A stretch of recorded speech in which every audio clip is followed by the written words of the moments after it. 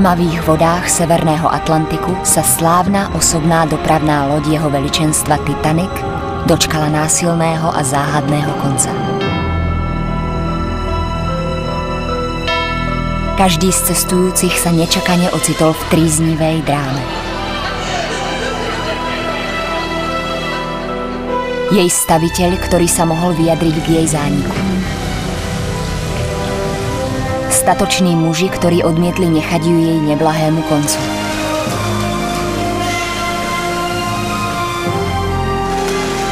Tisíce ľudí, ktorí zápasili o svoje životy. Teraz poprvýkrát posledný historik opäť rozpovie tragické udalosti starajšej lodnej paluby. Známa poloha nás vráti späť do kľúčových okamihov epickej skazy.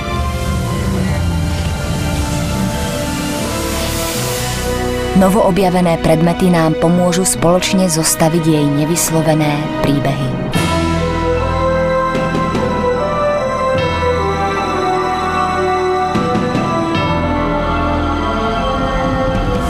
Je to moment v dejinách, ktorý sa stále snažíme pochopiť.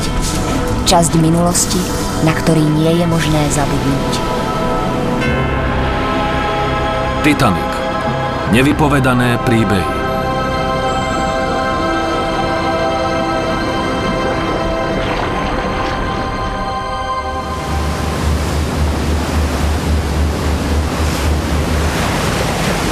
Na francúzskej výskumnej lodi Nadir sa začína odpočítavať čas.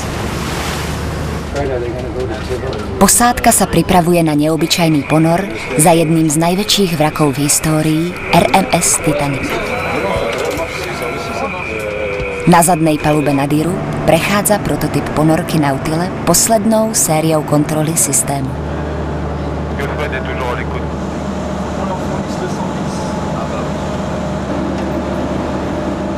Je to jedna z mála ponoriek schopná ponoru do hĺbky 700 metrov, aby dosiahla Titanic.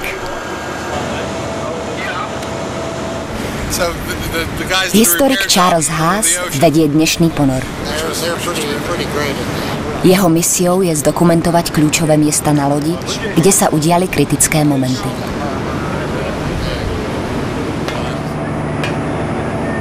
Podľa Haasa je Titanic pozoruhodnou konštrukciou. Ale je to skôr o ľuďoch, ktorí ho priviedli k tejto tragédii. Aby sme si vytvorili úplný obraz toho, čo sa v tú noc stalo, potrebujeme spoznať ľudí, ktorí boli priamymi účastníkmi v tejto situácii.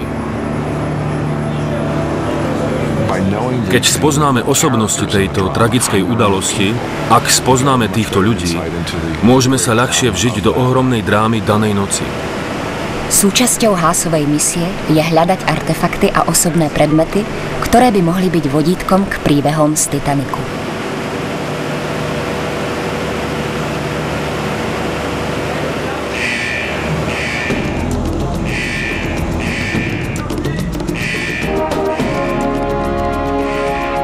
Keď Nautile opustí palubu, ponorí sa do 3000-metrovej hĺbky nehostinného sveta Atlantiku. Miesto mrazivých teplôt, tlaku, ktorý drtí kosti a bezútešnej tmy.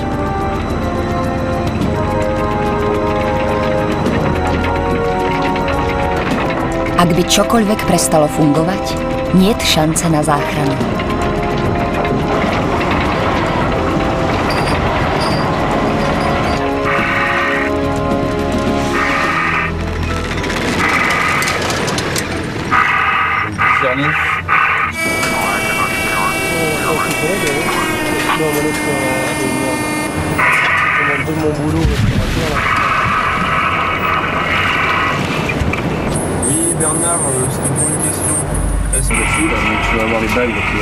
V kontrolnej kabíne bude pozíciu Nautile monitorovať vedúci expedície George Taloch.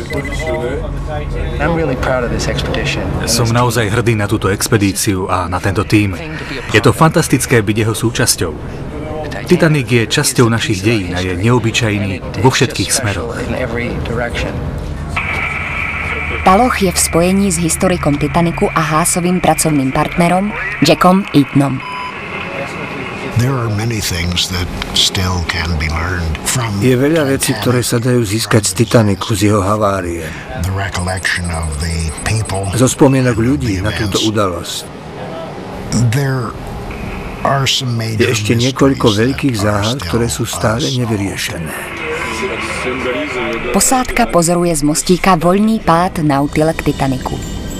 Loď si ešte stále ponecháva svoje tajomstvá.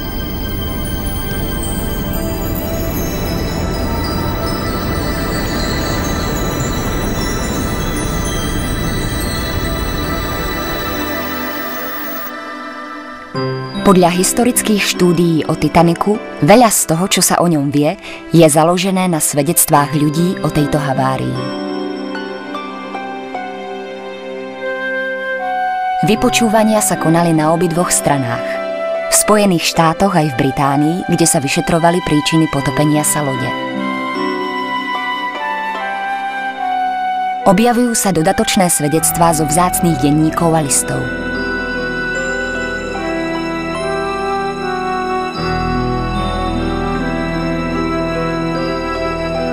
Teraz získané predmety zo dna oceánu nám dovolia preskúmať hmatateľnú časť stratenej histórie.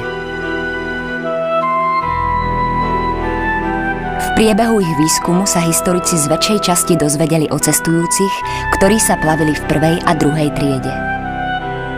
Ľudia ako napríklad rodina Ryerson a Lawrence Beasley nám poskytli letmý náhľad na to, čo sa v tú strašnú noc stalo.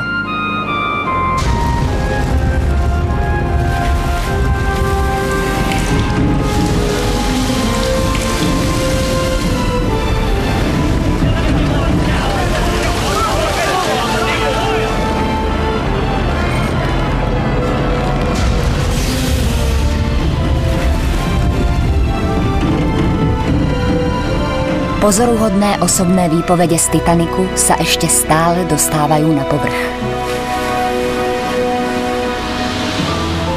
Objavujú sa noví svedkovia, ktorých príbehy boli len zriedka zverejnené.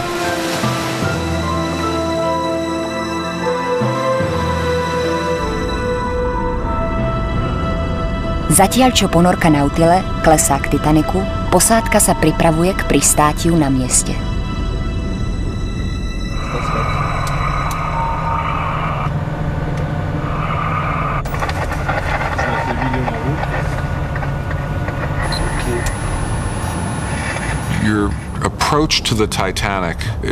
Váš zostup k Titaniku je skoro ako let vrtuľníka nad pobrežím. Vidíte pod sebou vlniaci sa piesok pri rýchlosti navigácie okolo 3 až 5 km za hodinu.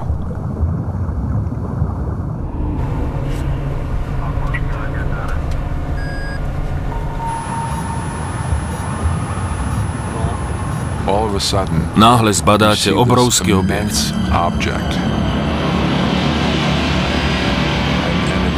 Je tak nesmierne veľký, že úplne zaplňa pozorovací otvor kabíny.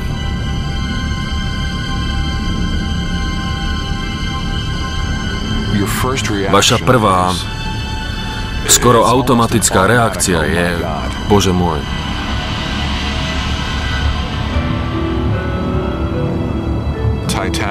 Titanic je na pohľad stále veľmi, veľmi krásna loď. Jej línie sú pod vodou nádherné. Cítite bázeň, úctu a ticho, keď si uvedomujete, čo sa odohralo na jej palube. Ľudské príbehy, osobné tragédie, ktoré sa udiali v útrobách lode, ktorú teraz pozorujete.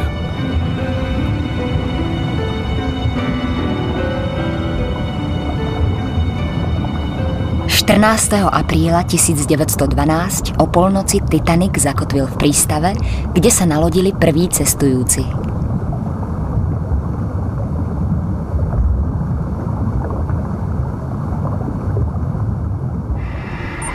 Posádka Nautile sa na pokyn Haasa presúva k miestu, kde prví cestujúci vstúpili na loď.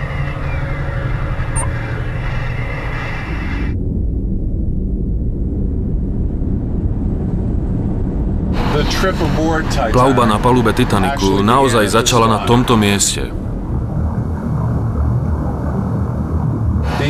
Toto sú vchodové dvere na palubu B, takzvané zaklápacie dvere.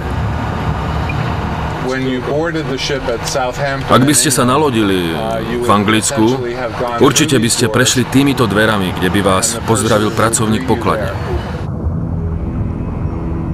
Tieto dvere sú miestom, kde sa mnohí prvýkrát dotkli Titaniku. Jednoduchý vchod, ktorý sa stal bránou do histórie.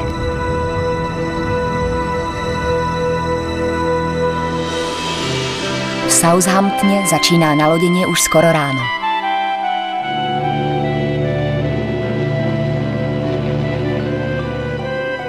Veliteľom lode je kapitán E.J. Smith.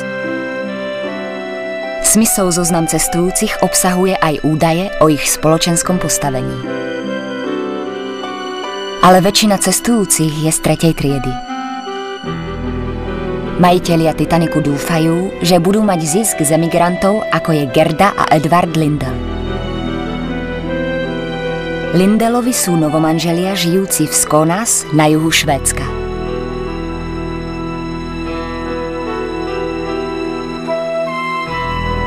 Podľa plánu Edward pocestuje do Ameriky ako prvý.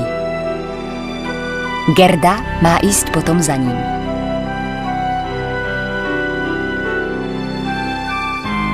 Gerda sa však nechce odlúčiť od svojho mladého manžela.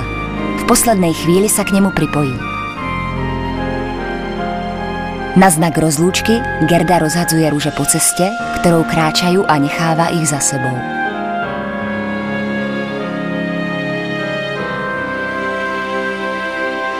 V Southamptone píše poslednú pohľadnicu svojmu bratovi. Zajtra už budeme na palube Titaniku. Boli sme sa pozrieť na ten kolos. Mali by ste vidieť, aká je to obluda. S pozdravom, Gerda.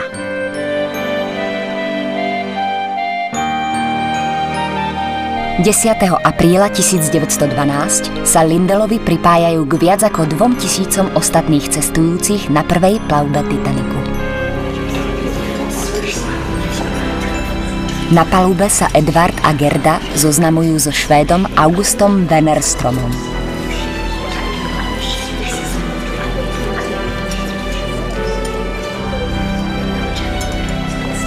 Wennerström cestuje pod iným menom. Je to politický dizident, ktorý opúšťa Švédsko a ide žiť do Ameriky. Len jeden z týchto troch cestujúcich prežije cestu.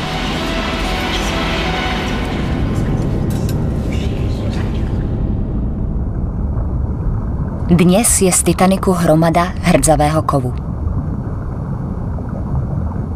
Ale historik Charles Haas si vie predstaviť minulosť tohoto vraku, po ktorého palube sa kedysi prechádzali ľudia.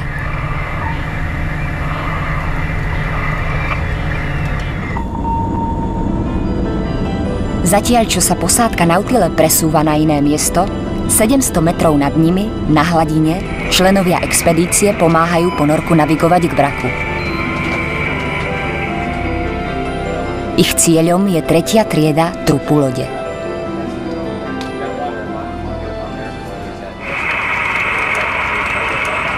Haló, Jack! Haló, Jack!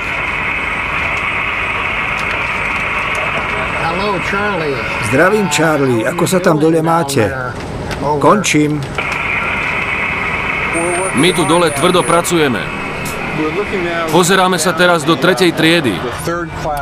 Na takzvanú prednú, spodnú palubu. Bolo to práve tu, kde sa cestujúci 3. triedy zabávali a prichádzali sa osviežiť. Z tohto miesta musel byť západ slnka naozaj vzrušujúci. Cestujúci v 3. triede vrátane Lindellových strávili skorý podvečer prechádzkou na čerstvom morskom vzduchu.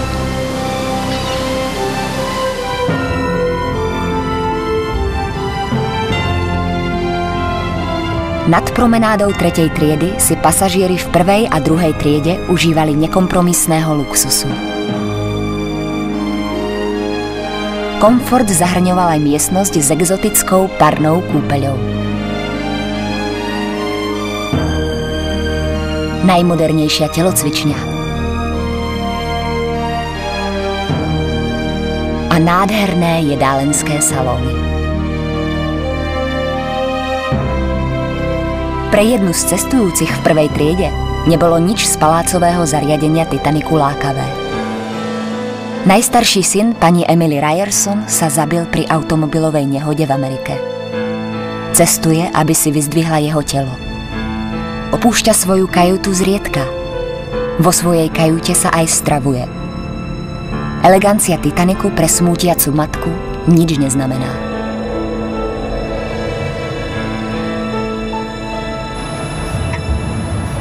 Haas sa teraz nachádza jednu palubu nad kajutou pani Ryerson. Tým sa pohybuje pozdĺž trupu lode k jednému z najznámejších miest na Titaniku. Medzi prvým a druhým komínom sa nachádzala pozoruhodná kupola, ktorá kedysi pokrývala miesto známe ako Veľké schodisko.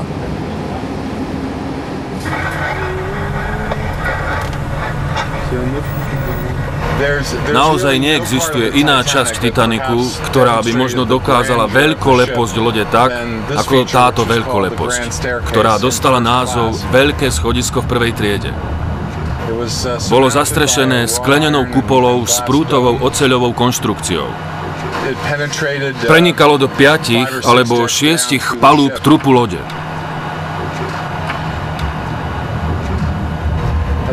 Napriek tomu, ako môžeme vidieť, z veľkého schodiska je už len zničený zostatok jeho predošlej krásy.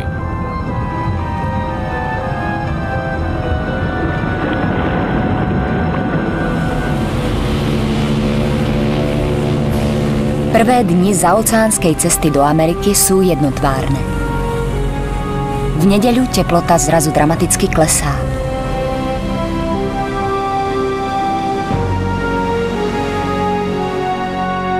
Hlavný projektant Titaniku, Thomas Andrews, trávi svoju nedeľu prehliadaním lodných výkresov a kontrolou i tých najmenších možných nedostatkov na lodi. Titanic je najväčším úspechom v jeho vzostupnej kariére.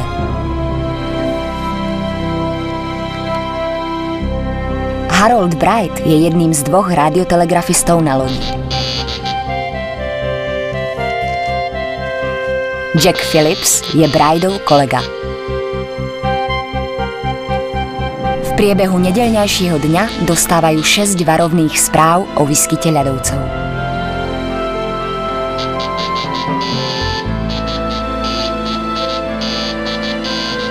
Kurs Titaniku sa mení smerom na juh, aby sa vyhol nebezpečenstvu.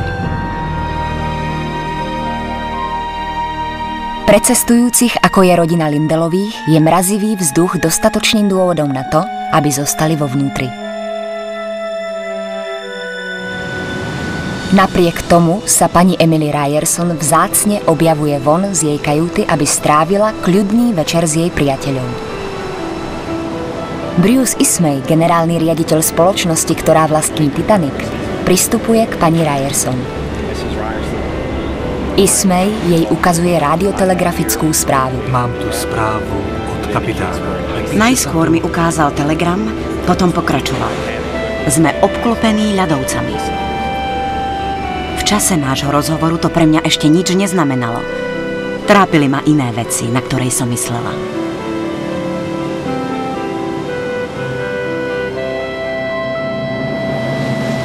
Naozaj len niekoľko ľudí na palube vedelo o ľadovcoch. Koniec koncov, Titanic je nepotopiteľný.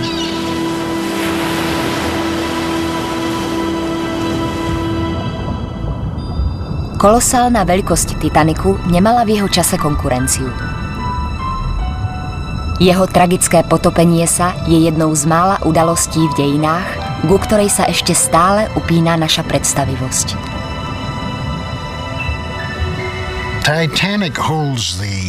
Titanic si samozrejme drží svoje miesto v záujme verejnosti z viacerých dôvodov.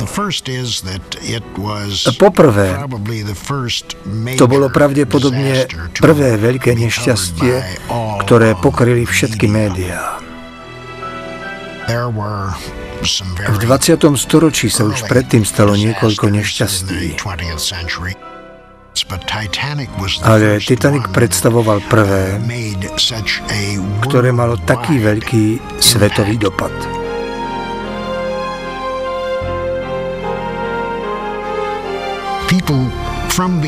Verejnosť sa stotožnila s cestujúcimi na lodi a to je niečo, čo pretrvalo po mnoho rokov.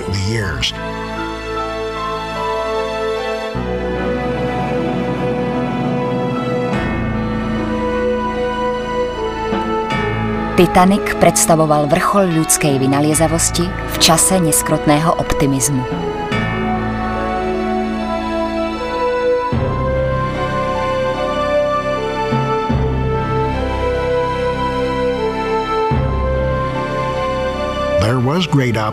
Bol to obrovský optimizmus, že sa časy zlepšia. Už bolo toľko moderných výdobytkov, ako telefón, automobily a dokonca aj lietadlá. Kam nás až tieto úžasné vedecké vynálezy dovedú?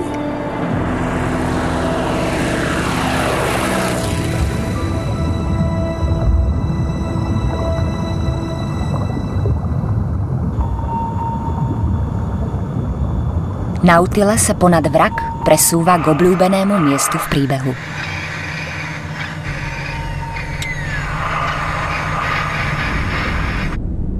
Ponorka je vedená k zničeným zvyškom predného komína.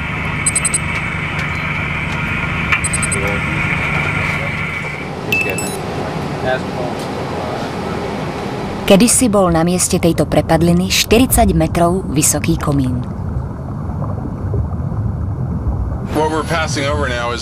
Teraz míňame obrovský ventilačný systém.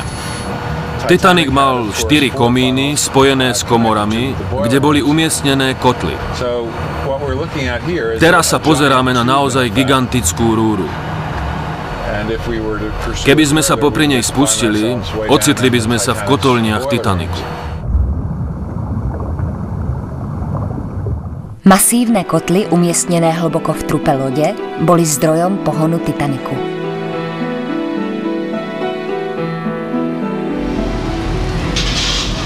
V deň havárie 24 kotlov poháňalo silné motory, ktoré umožnili Titanicu rýchlosť 40 km za hodinu.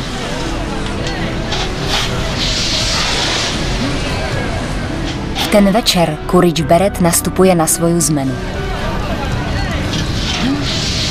Za niekoľko hodín už bude úporne bojovať o prežitie.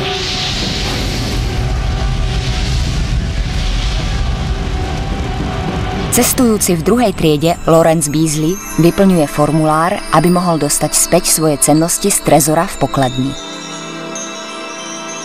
Skôr než odíde, posilní sa.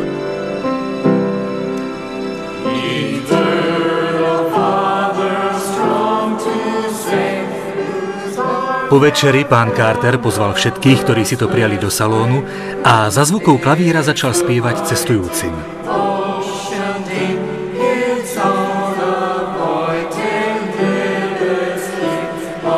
Bol prekvapený, že existuje toľko cirkevných piesní o nebezpečí na mori.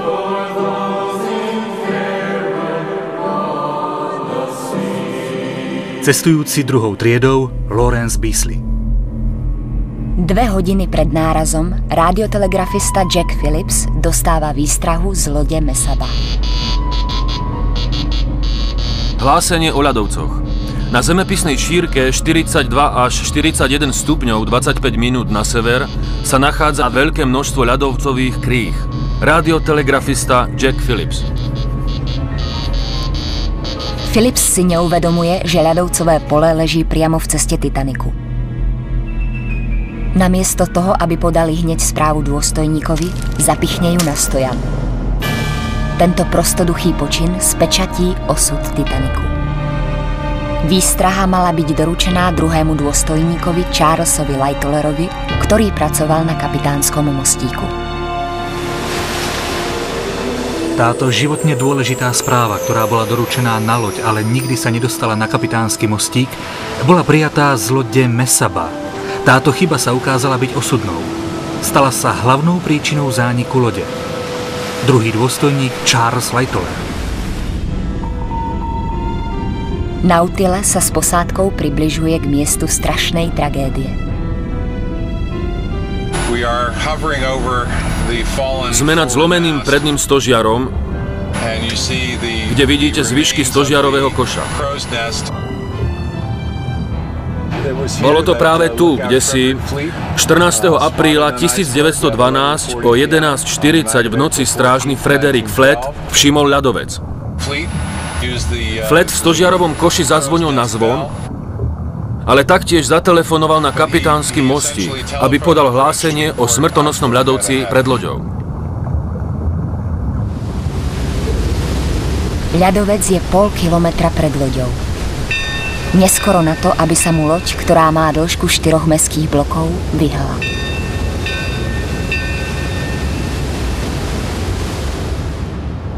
Dôstojníci odklonili Titanic z tohto miesta. Kormidlo bolo napojené na hydraulické zariadenie, tzv. Telemotor. To je všetko, čo zostalo z kapitánskeho mostíka. V diaľke sa pred nami vynára hydraulické zariadenie. Skutočne je to tu, kde sa hlásenie Fredericka Fletta začalo plniť. Medzi hlásením Fredericka Fletta o ľadovci a nárazom prešlo len 37 sekúnd.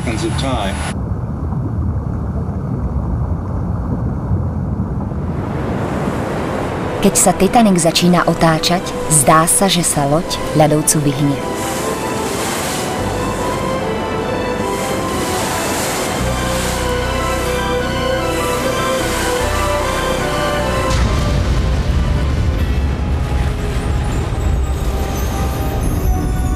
Ale výstupok ľadovca pod morskou hladinou preráža oceľový trup Titanicu, deformuje oceľové plechy, spôsobujúc malé trhliny v jeho stenách. V tej chvíli som necítil nič viac ako zvýšený ťah motorov. Nič viac. Nebolo počuť žiadne zvuky nárazu ani nič podobné. Žiaden otras, žiaden zvuk, ako keď sa otiera jedno ťažké teleso o druhé. Cestujúci druhou triedou Lawrence Bisley.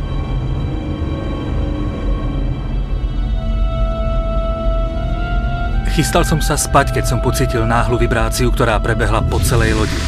Nie, že by to bol nejaký silný náraz, len nevšedné a nepríjemné narušenie monotónnosti jej pohybu.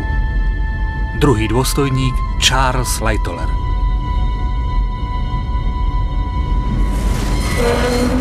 Hlboko v 3. triede je náraz o mnoho zreteľnejší pre Lindelových.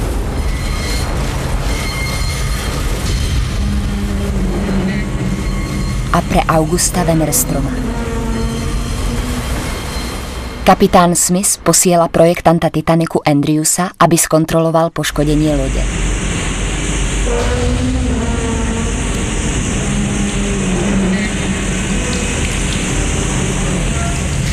To, čo Andrews vidí, je pustošivé.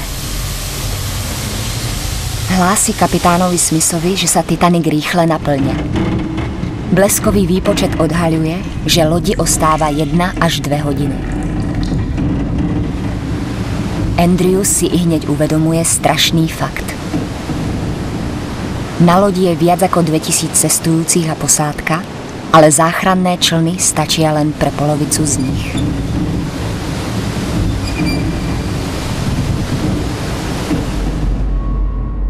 Po náraze je loď znova v pokoji. Dokonca väčšina cestujúcich v 1. a 2. triede ešte spí.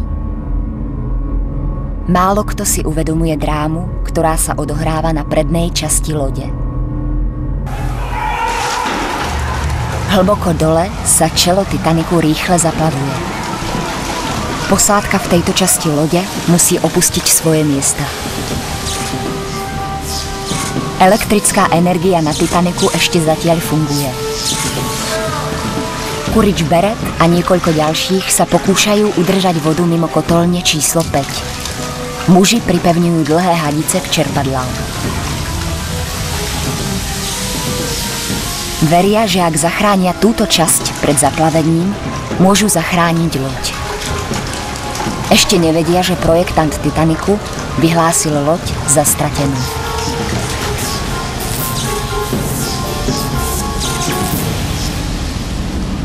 Nautile prechádza od kotolní k miestu, kde sa odohrával iný boj. Nad osudnou trhlinou v lodi sa nachádza poštové oddelenie Titaniku.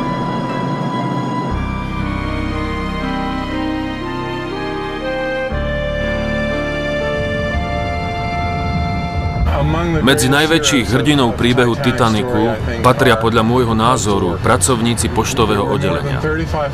Na lodi bolo viac ako 35 000 balíkov pošty.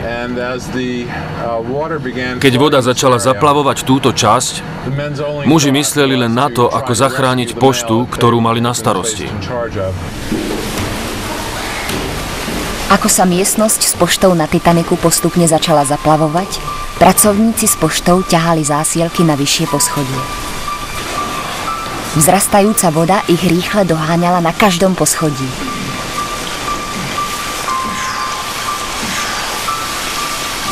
Napokon ich predstihla.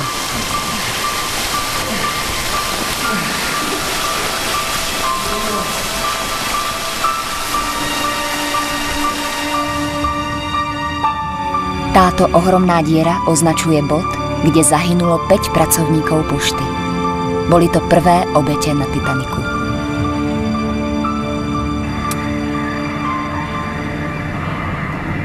Ďalšia strana je asi najviac zdeformovaná. Posádka z kontrolnej kabíny naviguje Nautile k jednému z evakuačných miest. Na tomto mieste boli uložené záchranné člny na horných palubách Titaniku. Bolo ich len 16 s kapacitou okolo 1000 cestujúcich. Tento žeriav spúšťal člny na temné more. Druhý dôstojník Charles Lightoller pracoval na tomto mieste.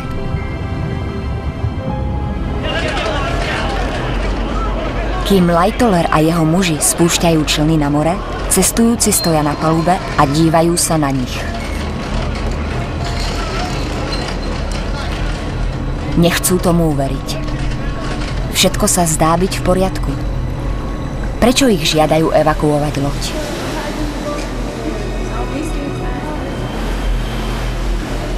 Mnoho cestujúcich zo začiatku nechcelo opustiť loď a tak prvé záchranné člny sa spúšťali na more relatívne prázdne. Neďaleko tohto miesta sa radiotelegrafisti horúčkovite snažia vysielať volanie o pomoc.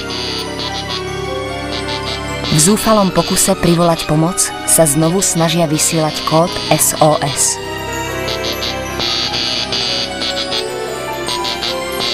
Titanic je jednou z prvých lodí v dejinách, ktorá tento kód vysiela.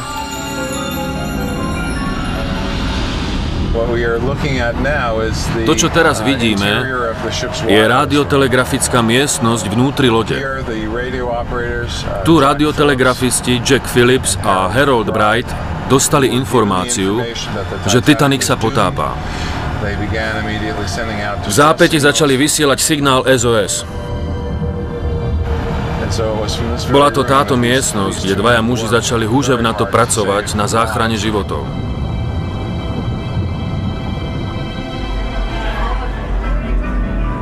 Potom, ako si projektant Thomas Andrew uvedomí osudné poškodenie Titaniku, začína zrozvahovo pracovať na príprave evakuácie ľudí do záchranných člnov.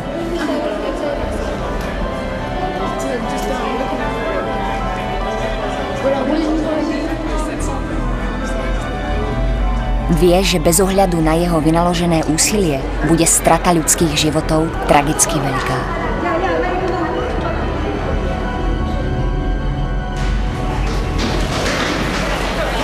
Cestujúci v 3. triede August Wennerstrom a Lindelovi sú bez seba.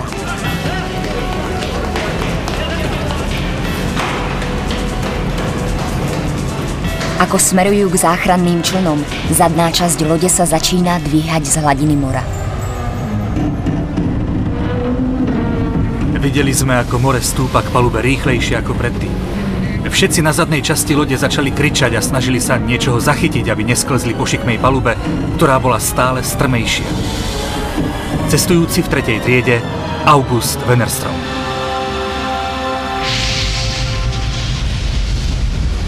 Hlboko v útrobách lode Frederick Barrett z posádky lode mal obavy, že rozžeravené kotly vybuchnú, keď prídu do kontaktu s mrazivou morskou vodou. Začal ich teda hasiť. Keď zahasia všetky kotly, ich obsah sa zaplní parou.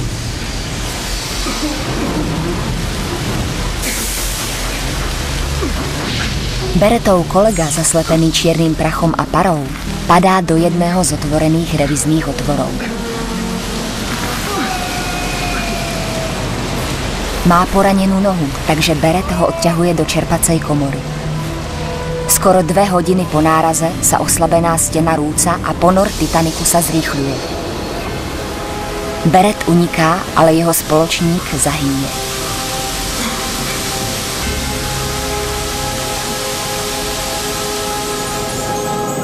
Barrett dorazí na palubu práve včas. Okamžite je pridelený k záchrannému člnu ako veslár a čln sa spúšťa na vodu. Lawrence Beasley nasadá do Barrettovho člna, keď už nie je na blízku žiadna žena ani dieťa.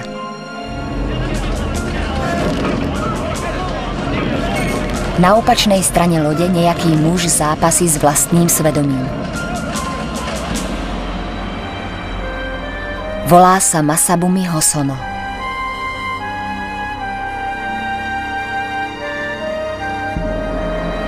Snažil som sa sám seba pripraviť na posledný moment v živote, aby som sa zachoval ako správny Japonec. Ale nemohol som sa vzdať myšlienky na akúkoľvek možnosť záchrany. Bolo tam mnoho mužov, ktorí sa pokúšali pretlačiť sa do záchranných člnov, ale námorníci ich zatláčali s pištolou v ruke. Vydal som sa na pospas osudu. Aj keby som sa mal stať terčom streľby, bolo mi to jedno. A tak som skočil do záchranného člna.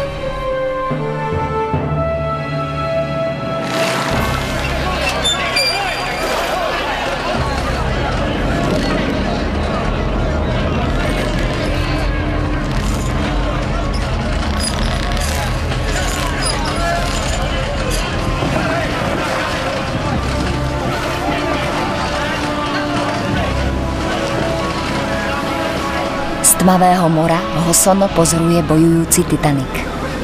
Jeho svetlá jasne žiaria.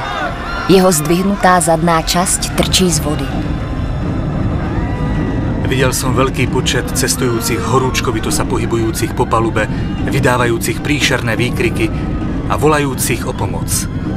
Bola to hrozná a strašidelná scéna. Náš záchranný čln bol preplnený vzlikajúcimi a plačúcimi ženami, ktoré mali strach o život ich manželov a otcov.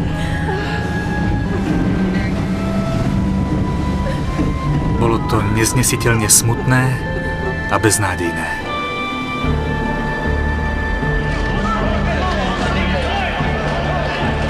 Na palube Titaniku pani Ryerson odmietla opustiť manžela napriek jeho veľkému úsiliu presvedčiť ju, aby sa zachránila. Manžel mi povedal, keď hovoria ženy a deti najprv, tak musíš ísť. Ja som mu odpovedala, prečo by som mala ísť do toho člna. On mi na to povedal, musíš posluchnúť kapitánove rozkazy. Ja sa tiež odtiaľ nejako dostanem.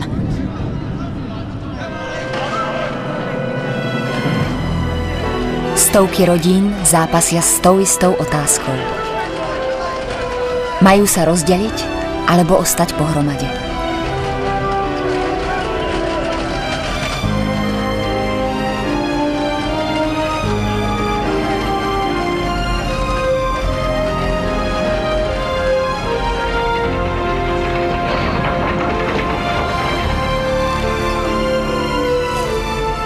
Po niekoľkých spustených člnoch začínajú brať hrozbu potopenia lode vážne.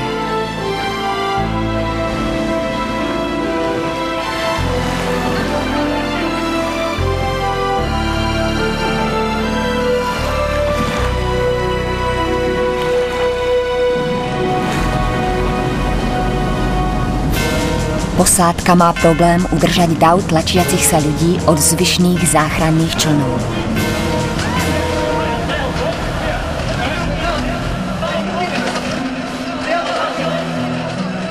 O 3/4 na 2 v noci nastupuje Emily Ryerson so svojimi 2 dcérami a synom do jedného z posledných záchranných člnov, ktoré opúšťajú loď. Jej manžel ostáva na palube.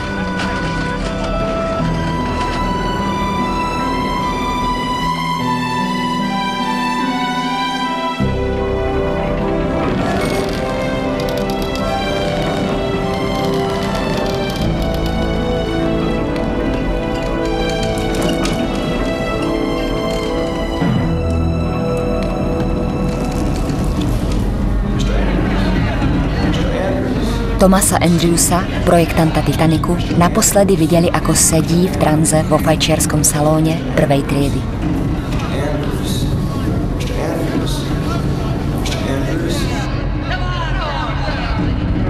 Lindelovi a August Wennerstrom po naklonení sa zadnej časti lode ešte vyššie skáču do vody.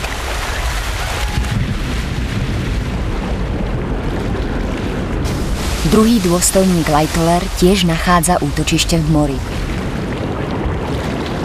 V tej chvíli je stiahnutý ventilačnou šachtou dovnútra. Aj keď som bojoval a kopal zo všetkých síl, bolo nemožné uniknúť. Vnikal som stále hlbšie a hlbšie do útrob lode. Ešte vždy som zápasil, keď som zrazu pocítil strašný nápor horúceho vzduchu, ktorý ma vyhodil na hladinu.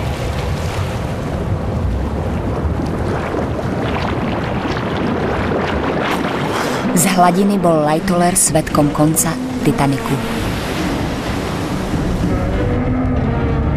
Trub lode teraz už začal klesať a zadná časť lode začala stúpať čoraz vyššie a vyššie z vody.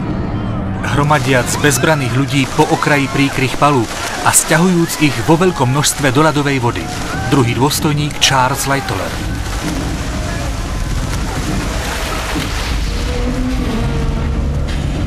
Keď sa celá zadná časť úplne zdvihla, svetlá, ktoré svietili bez prestania celú noc, náhle zhasli.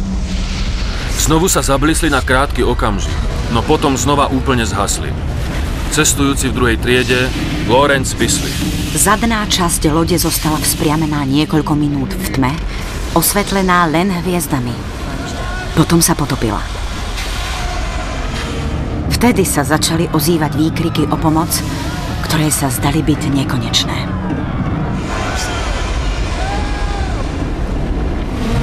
Keď Titanic dosadol na dno oceánu, táto najkrajšia dopravná loď, akú kedy svet videl, sa rozpadla na kusy. Na hladine ľudská dráma pokračuje.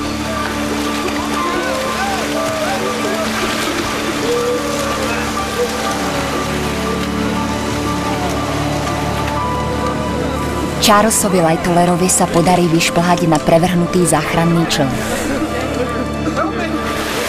13 mužov zápasí s udržaním rovnováhy, aby zabránili pádu do ľadových vôd.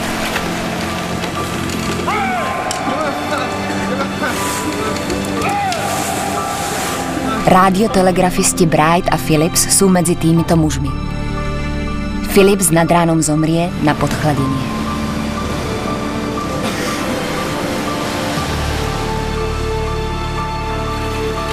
Lindelovým sa podarí nájsť záchranný čln, ale ten sa prevracia a oni bezmocne sklznú späť do mora.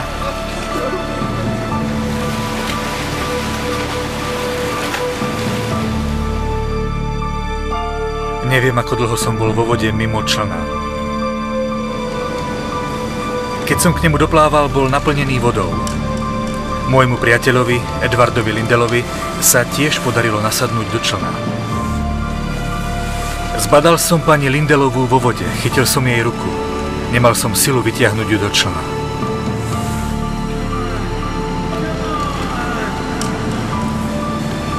Pán Lindel hľadel priamo dopredu. Ani sa nepohol a nepovedal ani slovo. Uvedomil som si, že zmrzol. Po pol hodine som už nevládal ďalej stískať ruku pani Lindelovej. Videl som, ako sa stratila v hlbinách mora. Cestujúci v tretej triede August Wennerstrom.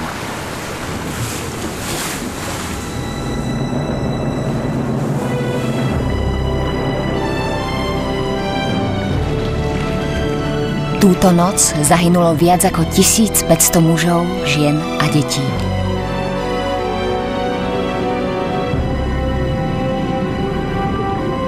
Ich ostatky sú roztrúsené po dne oceánu.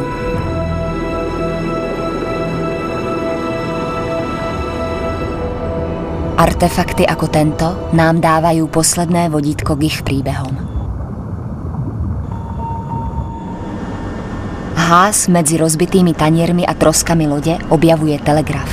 Mechanické zariadenie, ktoré sa používalo na dávanie priamych pokynov z kapitánskeho mostíka strojovni, kde sa nachádzali motory.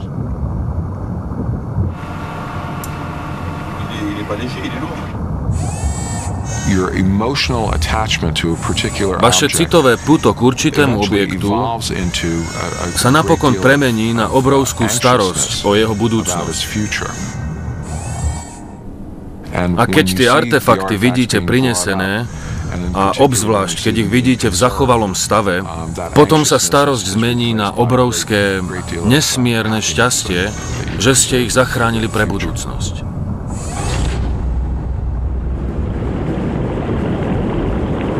Po celodennom výskume sa Nautile vracia na hladinu s cenným nákladom.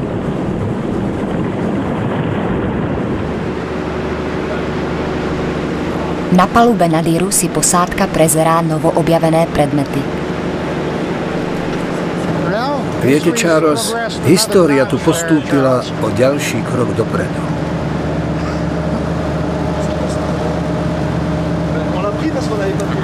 Som skutočne dojatý.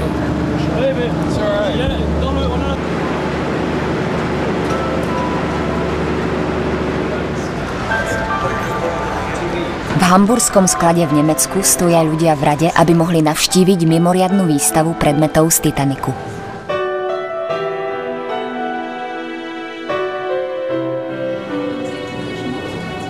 Historici Charles Haas a Jack Eaton a vedúci expedície George Taloch sa prišli pozrieť na fragmenty z histórie, pričom niektoré z nich pomáhali sami zachrániť pred zrejmým zabudnutím. Určité objekty, ktoré sa tu nachádzajú, hrali rozhodujúcu úlohu v priebehu posledných hodín Titaniku. Obrovské francúzske kľúče, ktoré používali muži v kotolni, nám pripomínajú tých, ktorí bojovali, aby udržali Titanic na hladine.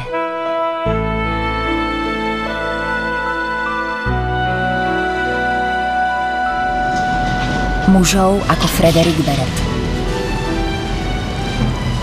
Beret prežil nešťastie a väčšinu svojho života pracoval na mori.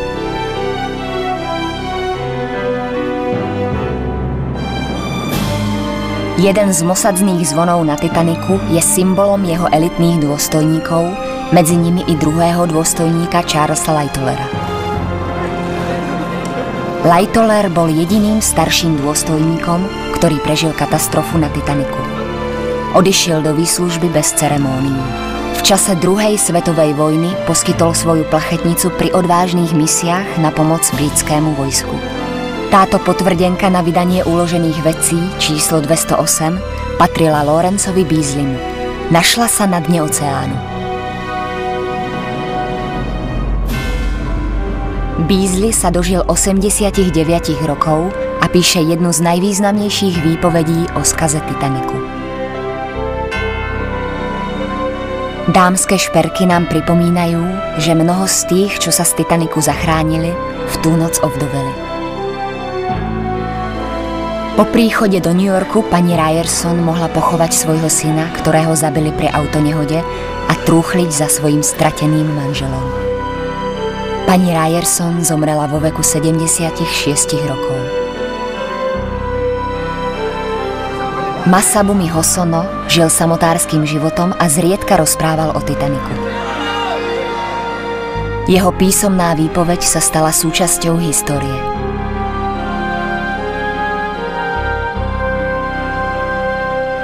Hosono sa dožil 69 rokov. Zomrel v Japonsku. August Wennerstrom prežil tiež nešťastie na Titaniku.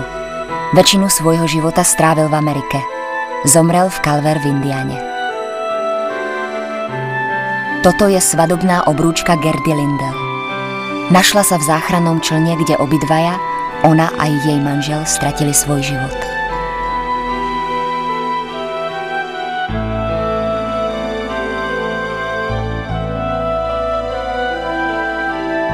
Tieto predmety sú poslednými ostatkami z katastrofy na Titaniku. Sú spomienkou na 100 rokov strateného času.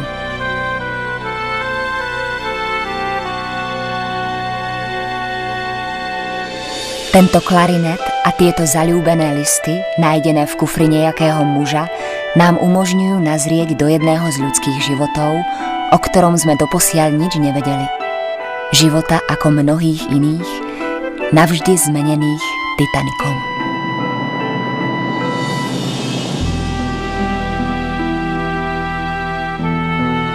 Z 2228 osôb na palube Titaniku poznáme zážitky snáď len polovice z nich. Niektoré z ich príbehov boli vyrozprávané a úplne odhalené. Ale väčšina príbehov z Titaniku zostáva dodnes stále neodhalená.